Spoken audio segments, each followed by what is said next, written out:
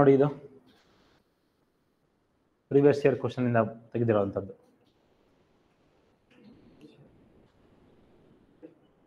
ಯಾವುದು? ಮಾಂಡುಕ್ಯ ಉಪನಿಷನ್ನಿಂದ ಸತ್ಯಮೇವ ಜಯತೆ ಅಂತ ಹೇಳ್ಬಿಟ್ಟು ಒಂದು ಕೋಟ್ ಏನಿದೆ ಅಥವಾ ಮೋಟೋ ಏನಿದೆ ಅದನ್ನು ನಾವು ನ್ಯಾಷನಲ್ ಎಂಬ್ಲಮ್ನ ಕೆಳಗಡೆ ಹಾಕೊಂಡಿರೋದನ್ನ ನಾವು ನೋಡ್ತೀವಿ. Truth always ಟ್ರಯಮ್ಸ್.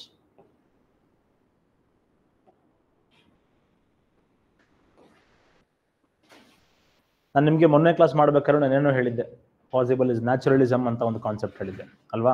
ನ್ಯಾಚುರಲಿಸಮ್ ಅಂತ ಹೇಳಿದ್ರೆ ಇನ್ನೂ ಕೂಡ ವಿ ಫಿಯರ್ ನೇಚರ್ನ ಕಾಂಕರ್ ಮಾಡ್ಕೊಳ್ಳೋದಕ್ಕೆ ಸಾಧ್ಯ ಆಗಿಲ್ಲ ನಮಗೆ. ಸೊ ಅದಕ್ಕೆ ಏನ್ ಮಾಡ್ತೀವಿ ನಾವು? ನೇಚರ್ನ ವರ್ಷಿಪ್ ಮಾಡ್ತೀವಿ ಅಂತ ಹೇಳಿದ್ದು ಒಂದು ಕಾನ್ಸೆಪ್ಟ್ ಹೇಳ್ತೀವಿ, ನ್ಯಾಚುರಲಿಸಮ್ ಅಂತ ಹೇಳಿ. ಅರ್ಲಿ ವೇದಿಕ್ ಟೈಮ್ನಲ್ಲಿ ಅಥವಾ ಋಗ್ವೇದಿಕ್ ಟೈಮ್ನಲ್ಲಿ ನಾವು ಆ ಥರದ್ದು ಒಂದು ಕಾನ್ಸೆಪ್ಟ್ನ ನೋಡ್ಬೋದು.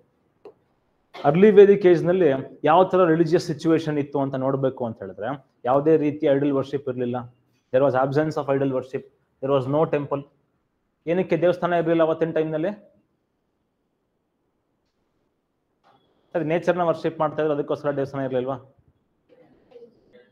ಸೆಕ್ಯುಲರ್ ಆಗಿದ್ರಾ? ಅಯ್ಯೋ, ಪ್ರಾಬಬ್ಲಿ ಈ ವೇದಿಕ್ ಏಜ್ ನಲ್ಲಿ ಇರುವಂತ ಇಂಡಿಯನ್ಸ್ ಏನ್ ನೋಡ್ತೀವಲ್ವಾ ನಾವು, ಮೋಸ್ಟ್ ರಿಲಿಜಿಯಸ್ ಅಂತ ಹೇಳ್ಬೋದು ನಾವು. ಏನಕ್ಕಂದ್ರೆ ನಮಗೆ ವೇದಿಕ್ ಟೈಮ್ ಪೀರಿಯಡ್ ನಲ್ಲಿ ರಿಲಿಜಿಯಸ್ ಟೆಕ್ಸ್ಟ್ಗಳು ಬಿಟ್ಟರೆ ಬಾಕಿ ಯಾವ ಟೆಕ್ಸ್ಟ್ಗಳು ಸಿಕ್ಕೇ ಇಲ್ಲ ಅಲ್ವಾ. ವೇದ ಆಗಿರ್ಬೋದು, ಉಪನಿಷತ್ ಆಗಿರ್ಬೋದು, ಬ್ರಾಹ್ಮಣ ಆಗಿರ್ಬೋದು, ಅರಣ್ಯಕ ಆಗಿರ್ಬೋದು, ಷಡ್ದರ್ಶನ ಅಂತ ನೋಡ್ತೀವಿ ನಾವು, ನ್ಯಾಯ ಮೀಮಾಂಸಾ, ಇನ್ನೊಂದು ಮತ್ತೊಂದು ಅಂತ. ಈ ವೇದಿಕ್ ಏಜ್ ನಲ್ಲಿ ರಿಲಿಜಿಯಸ್ ಟೆಕ್ಸ್ಟ್ ಬಿಟ್ಟರೆ ಬಾಕಿ ಯಾವ ಕೂಡ ಟೆಕ್ಸ್ಟ್ ಸಿಕ್ಕೇ ಇಲ್ಲ ನಮ್ಗೆ. ಸೆಕ್ಯುಲರ್ ಅಂತ ಹೆಂಗ್ ಹೇಳೋದಕ್ಕಾಗತ್ತೆ? ನಾನ್ ರಿಲಿಜಿಯಸ್ ಅಂತ ಹೇಳೋದಕ್ಕೆ ಹೆಂಗಾಗತ್ತೆ?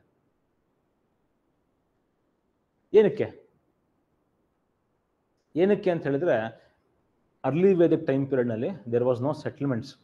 ಜನ ಒಂದ್ ಕಡೆ ಸೆಟ್ಲ್ ಆಗ್ತಾ ಇರಲಿಲ್ಲ, ತಿರುಗಾಡ್ಕೊಂಡಿರ್ತಾ ಇದ್ರು. ಪಾಸ್ಟೋರಲಿಸಮ್ ಅಂದ್ರೆ ಏನು?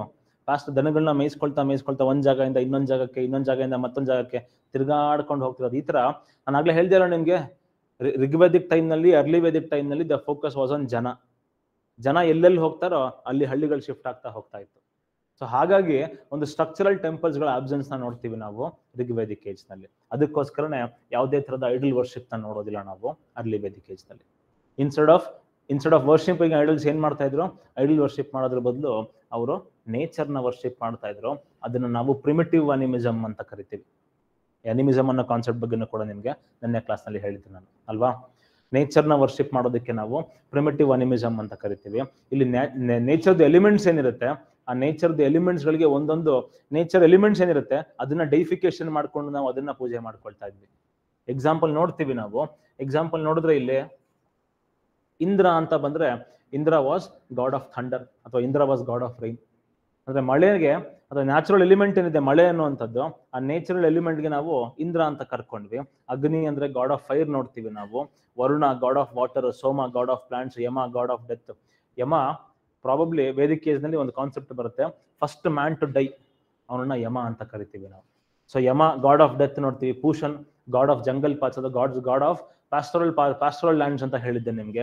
ಇನ್ನೊಂದ್ ಕಡೆಗೆ ವಿಷ್ಣು ನೋಡ್ತೀವಿ. ವಿಷ್ಣು ಅಂತ ಹೇಳಿದ್ರೆ ಬೆನೆವಲೆಂಟ್ ಗಾಡ್. ಮಾರುತಾಸ್ ಅಂದ್ರೆ ಗಾಡ್ ಆಫ್ ಸ್ಟಾಮ್. ಅಶ್ವಿನಿ ಅಂತ ಹೇಳಿದ್ರೆ twin god of war and fertility. ಅಂದ್ರೆ ನೇಚರ್ದು ಎಲಿಮೆಂಟ್ಸ್ ಏನಿತ್ತು, ಆ ನೇಚರ್ದು ಎಲಿಮೆಂಟ್ಸ್ ನ ಡೈಫಿಕೇಶನ್ ಮಾಡ್ಕೊಂಡು ಅದನ್ನ ನಾವು ಪೂಜೆ ಮಾಡ್ಕೊಳ್ತಾ ಇದ್ದಿದ್ದು. ಅವ್ರಿಗೋಸ್ಕರ ನಾವು ಸ್ಯಾಕ್ರಿಫೈಸಸ್ ಗಳನ್ನ ಪರ್ಫಾರ್ಮ್ ಮಾಡ್ತಾ ಇದ್ದೀವಿ ನಾವು ನೋಡ್ತೀವಿ. ಸೊ ಅದಕ್ಕೋಸ್ಕರನೇ religion of early Vedic Aryans ಅಂತ ಹೇಳಿದ್ರೆ, religion of early Vedic Aryans ಅಲ್ಲಿ ನೇಚರ್ ವರ್ಷಿಪ್ ನ ನೋಡ್ತೀವಿ ನಾವು. ಇನ್ನೊಂದ್ ಕಡೆಗೆ ಯಜ್ಞಾಸ್ ಅಂದ್ರೆ ಸ್ಯಾಕ್ರಿಫೈಸಸ್ ಗಳನ್ನ ಜಾಸ್ತಿ ನೋಡ್ತೀವಿ ನಾವು. ಯಜ್ಞಗಳನ್ನ ಮಾಡ್ತಾ ಇದ್ರು, ನೇಚರ್ನ ವರ್ಷಿಪ್ ಮಾಡ್ತಾ ಇದ್ರು. ಇಷ್ಟೇ ಲಿಮಿಟ್ ಆಗಿತ್ತು ಅಂತ ಹೇಳ್ಬೋದು ನಾವು ಋಗ್ವೇದಿಕ್ ಟೈಮ್ ಪೀರಿಯಡ್ ನಲ್ಲಿ. ಆದ್ರೆ ಲೇಟರ್ ವೇದಿಕ್ ಟೈಮಿಗೆ ಬಂದ ಏನಾಗುತ್ತೆ, ಲೇಟರ್ ವೇದಿಕ್ ಟೈಮ್ ನಲ್ಲಿ ಜನದ ಮೇಲ್ಗಡೆಗೆ ಫೋಕಸ್ ಹೋಗಿ ಜನಪದದ ಮೇಲ್ಗಡೆಗೆ ಫೋಕಸ್ ಬರುತ್ತೆ, ಒಂದು ಟೆರಿಟೋರಿಯಾಲಿಟಿ ಬರುತ್ತೆ. ಸೊ ಹಾಗಾಗಿ ಏನಾಯ್ತು, ಹಾಗಾಗಿ ಟೆಂಪಲ್ ವರ್ಷಿಪ್ ಅಥವಾ ಐಡಲ್ ವರ್ಷಿಪ್ ಕೂಡ ಪ್ರಾಕ್ಟೀಸ್ ಮಾಡೋದನ್ನ ಸ್ಟಾರ್ಟ್ ಮಾಡ್ಕೊಳ್ತಾರೆ. ಐಡಲ್ ವರ್ಷಿಪ್ ಮಾಡೋದಕ್ಕೆ ಸ್ಟಾರ್ಟ್ ಮಾಡ್ಕೊಳ್ತಾರೆ.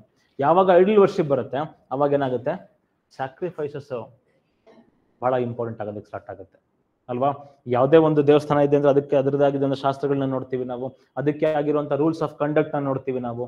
ಸೊ ರೂಲ್ಸ್ ಗಳಾಗಿರ್ಬೋದು, ಸ್ಯಾಕ್ರಿಫೈಸಸ್ ಆಗಿರ್ಬೋದು ಜಾಸ್ತಿ ಆಗ್ತಾ ಹೋಗೋದನ್ನ ನಾವು ನೋಡ್ತೀವಿ. ನಂಬರ್ ಆಫ್ ಸ್ಯಾಕ್ರಿಫೈಸಸ್ ಜಾಸ್ತಿ ಆಗ್ತಾ ಹೋಗುತ್ತೆ. ಲಿಮಿಟೆಡ್ ಆಗಿತ್ತು ಋಗ್ವೇದಿಕ್ ಏಜ್ ನಲ್ಲಿ. ಲೇಟರ್ ವೇದಿಕ್ ಏಜ್ ನಲ್ಲಿ ನಂಬರ್ ಆಫ್ ಸ್ಯಾಕ್ರಿಫೈಸಸ್ ಕೂಡ ಜಾಸ್ತಿ ಆಗ್ತಾ ಹೋಯ್ತು. ಒಂದು ನ್ಯೂಮರಿಕಲಿ ಜಾಸ್ತಿ ಆಗ್ತಾ ಹೋಯ್ತು, ಇನ್ನೊಂದು ದಟ್ ಆಲ್ಸೋ ಬಿಕೇಮ್ ಎಲಾಬರೇಟ್, ತುಂಬಾ ಕಾಂಪ್ಲಿಕೇಟೆಡ್ ಆಗೋದನ್ನ ನೋಡ್ತೀವಿ ನಾವು ಲೇಟರ್ ವೇದಿಕ್ ಏಜ್ ನಲ್ಲಿ. ಸೊ ಹಾಗಾಗಿ ಈ ಸ್ಯಾಕ್ರಿಫೈಸಸ್ಗಳನ್ನ, ಯಜ್ಞಗಳನ್ನ, ಪೂಜೆಗಳನ್ನ ಮಾಡ್ತಾ ಇದ್ದಿದ್ದು ಯಾರು ಅವತ್ತಿನ ಟೈಮ್ ಪೀರಿಯಡ್ ನಲ್ಲಿ? ಬ್ರಾಹ್ಮಣಾಸ್. ಸೊ ಅವರು ಅವರ ಡಾಮಿನೆನ್ಸ್ ನ ಮೇಂಟೈನ್ ಮಾಡ್ಕೊಳ್ಳೋದಕ್ಕೆ ಸ್ಟಾರ್ಟ್ ಮಾಡ್ಕೊಳ್ತಾರೆ. ಅವರು ಸುಪ್ರೀಮಸಿನ ಮೇಂಟೈನ್ ಮಾಡ್ಕೊಳ್ಳೋದಕ್ಕೆ ಸ್ಟಾರ್ಟ್ ಮಾಡ್ಕೊಳ್ತಾರೆ. ಜೊತೆಗೆ ಈ ಬ್ರಾಹ್ಮಣ ಅನ್ನೋಂಥ ಒಂದು ಸ್ಟೇಟಸ್ ಏನಿದೆ, ಈ ಬ್ರಾಹ್ಮಣ ಅನ್ನೋಂಥ ಒಂದು ಸ್ಟೇಟಸ್ ರೀಚ್ ಮಾಡೋದು ಬಹಳ ಕಷ್ಟ.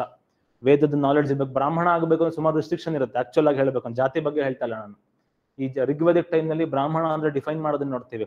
ಯಾರು ಇಂಟ್ರೆಸ್ಟ್ ತಗೊಳ್ಳೋದಿಲ್ವೋ, ಯಾರು ವೇದಗಳನ್ನ ಇಂಟ್ರೆಸ್ಟ್ ಅಂದ್ರೆ ಯಾರು ದುಡ್ಡಿನ ವ್ಯವಹಾರ ಮಾಡೋದಿಲ್ವೋ, ಯಾರು ಪ್ರಾಪರ್ಟಿನ ಓನ್ ಮಾಡ್ಕೊಳ್ಳೋದಿಲ್ವೋ, ಯಾರು ವೇದಧ್ಯಂದಲ್ಲಿ ತಡ್ಕೊಂಡಿರ್ತಾನೋ, ಯಾರು ವೇದಗಳನ್ನ ಕಲಿಸ್ಕೊಡ್ತಾ ಇರ್ತಾನೋ, ಯಾರು ಪೂಜೆ ಮಾಡ್ತಾನೋ, ಇವನು ಬ್ರಾಹ್ಮಣ ಆಗ್ತಾನೆ ಅಂತ ಹೇಳ್ಬಿಟ್ಟು ಒಂದ್ ಕಡೆಗೆ ಮೆನ್ಷನ್ ಬರೋದನ್ನ ನೋಡ್ತೀವಿ ನಾವು. ಈ ಒಂದು ಸ್ಟೇಟಸ್ ಏನಿದೆ, ಅಥವಾ ಈ ಬ್ರಾಹ್ಮಣ ಅನ್ನೋಂಥ ಒಂದು ಸ್ಟೇಟಸ್, ಬ್ರಾಹ್ಮಣ ಅಂತ ಹೇಳಿದ್ರೆ ಯಾರಿಗೆ ಬ್ರಹ್ಮಜ್ಞಾನ ಇದೆಯೋ ಅವನು ಬ್ರಾಹ್ಮಣ ಅಂತ ಹೇಳ್ಕೊಳ್ತಾರೆ ಋಗ್ವೇದದಲ್ಲಿ. ಸೊ ಇವನು ಸ್ಟೇಟಸ್ ನ ರೀಚ್ ಮಾಡೋದು ಬಹಳ ಕಷ್ಟ ಇತ್ತು. ಒಂದ್ಸರಿ ರೀಚ್ ಮಾಡಿದ್ಮೇಲೆ ಸ್ವಾರ್ಥ ಬರೋದಕ್ಕೆ ಸ್ಟಾರ್ಟ್ ಆಯ್ತು. ನನಗೆ ಸಿಕ್ಕಿದ್ ನನ್ನ ಮಗನ್ಗೂ ಸಿಗ್ಲಿ ಅಂತ ಹೇಳ್ಬಿಟ್ಟು ಅದಕ್ಕೋಸ್ಕರ ಏನ್ ಮಾಡ್ತಾರೆ, ಸ್ಯಾಕ್ರಿಫೈಸಸ್ ಗಳನ್ನ ತುಂಬಾ ಎಲಾಬೊರೇಟ್ ಮಾಡ್ತಾರೆ. ಸ್ಯಾಕ್ರಿಫೈಸಸ್ ಗಳ ನಂಬರ್ಸ್ ನ ಜಾಸ್ತಿ ಮಾಡ್ತಾರೆ. ಯಾರು ಶಾಸ್ತ್ರನ ಬ್ರಾಹ್ಮಣ ಅಥವಾ ಕ್ಷತ್ರಿಯ ಬಿಟ್ಟು ಬೇರೆ ಯಾರು ಕೂಡ ಓದೋ ಹಾಗಿಲ್ಲ ಅಂತ ಹೇಳ್ಬಿಟ್ಟು ರಿಸ್ಟ್ರಿಕ್ಷನ್ಸ್ ನ ಹಾಕೋದನ್ನ ನಾವು ನೋಡ್ತೀವಿ. ಸೊ ಏನು ನಾಲೆಡ್ಜ್ ಇತ್ತು, ಏನು ಅವ್ರ ಕೆಲಸ ಏನಿತ್ತು, ನಾಲೆಡ್ಜ್ ನ ಸ್ಪ್ರೆಡ್ ಮಾಡುವಂಥದ್ದು, ಅದನ್ನ ರಿಸ್ಟ್ರಿಕ್ಟ್ ಮಾಡ್ಕೊಳ್ಳೋದನ್ನ ನಾವು ನೋಡ್ತೀವಿ. ಯಾವಾಗ ಕಾಮನ್ ಫೋಕ್ಸ್ಗೆ, ಯಾವಾಗ ಕಾಮನ್ ಜನಗಳಿಗೆ ವೇದಗಳದ್ದು ಅಥವಾ ಅದರ್ ಸ್ಯಾಕ್ರಿಫೈಸಸ್ ನಾಲೆಡ್ಜ್ ಇರೋದಿಲ್ಲ, ಅವಾಗ ಅವ್ರನ್ನ ಕಂಟ್ರೋಲ್ ಮಾಡೋದು ಬಹಳ ಸುಲಭ, ಅವ್ರನ್ನ ಡಾಮಿನೇಟ್ ಮಾಡೋದು ಬಹಳ ಸುಲಭ. ಸೊ ಈ ತರ ಲೇಟರ್ ವೇದಿಕ್ ಕೇಸ್ ನಲ್ಲಿ ಏನಾಗುತ್ತೆ, ಲೇಟರ್ ವೇದಿಕ್ ಕೇಸ್ ನಲ್ಲಿ ಹೈರಾರ್ಕಿ ಬಂತು ಅಂತ ನೋಡ್ತೀವಿ ನಾವು. ಆ ಹೈರಾರ್ಕಿನ ಮೇಂಟೈನ್ ಮಾಡ್ಕೊಳ್ಳೋದಕ್ಕೋಸ್ಕರ ಸ್ಯಾಕ್ರಿಫೈಸಸ್ ಗಳನ್ನ ಜಾಸ್ತಿ ಮಾಡ್ಕೊಳ್ತಾರೆ. ಅವರ ಸುಪ್ರೀಮಸಿನ ಕೂಡ ಜಾಸ್ತಿ ಆಗ್ತಾ ಹೋಗೋದನ್ನ ನಾವು ನೋಡ್ತೀವಿ. ಇಲ್ಲಿ ಬರೀ ಜನಗಳ ಮೇಲ್ಗಡೆಗೆ ಅಥಾರಿಟಿ ಇದ್ರೆ ಆಗೋದಿಲ್ಲ. ಇಲ್ಲಿ ಏನಾಗಬೇಕು, ರಾಜನ ಮೇಲ್ಗಡೆ ಕೂಡ ಅಥಾರಿಟಿ ಇರಬೇಕು ಬ್ರಾಹ್ಮಣರು. ಅದಕ್ಕೋಸ್ಕರ ಏನ್ ಮಾಡ್ತಾರೆ, ವಾಜಪೇಯ, ರಾಜಸೂಯ, ಅಶ್ವಮೇಧ ಅಂತ ಹೇಳ್ಬಿಟ್ಟು ಹೊಸ ಹೊಸ ಯಾಗಗಳನ್ನ ಇನ್ವೆಂಟ್ ಮಾಡ್ಕೊಳ್ತಾರೆ. ಏನಕ್ಕೆ? ಇದು ಮಾಡಿದ್ರೆ ನಿನ್ನ ಸ್ಟೇಟಸ್ ಜಾಸ್ತಿ ಆಗುತ್ತೆ ಅಂತ ರಾಜನ್ಗೆ ಆಸೆ ತೋರಿಸ್ತಾರೆ. ಆ ಯಾಗಗಳನ್ನ ಮಾಡ್ಬೇಕಾಗಿದ್ದು ಯಾರು? ಬ್ರಾಹ್ಮಣರು. ಸೊ ರಾಜ, ಕ್ಷತ್ರಿಯ ಮತ್ತೆ ಬ್ರಾಹ್ಮಣರದ ಡಾಮಿನೆನ್ಸ್ ನೋಡ್ತೀವಿ ನಾವು. ಅದರಲ್ಲೂ ಕೂಡ ಎಸ್ಪೆಷಲಿ ಬ್ರಾಹ್ಮಣರ ಡಾಮಿನೆನ್ಸ್ ಜಾಸ್ತಿ ನೋಡೋದಕ್ಕೆ ಸ್ಟಾರ್ಟ್ ಮಾಡ್ಕೊಳ್ತೀವಿ ಲೇಟರ್ ವೇದಿಕ್ ಏಜ್ ನಲ್ಲಿ.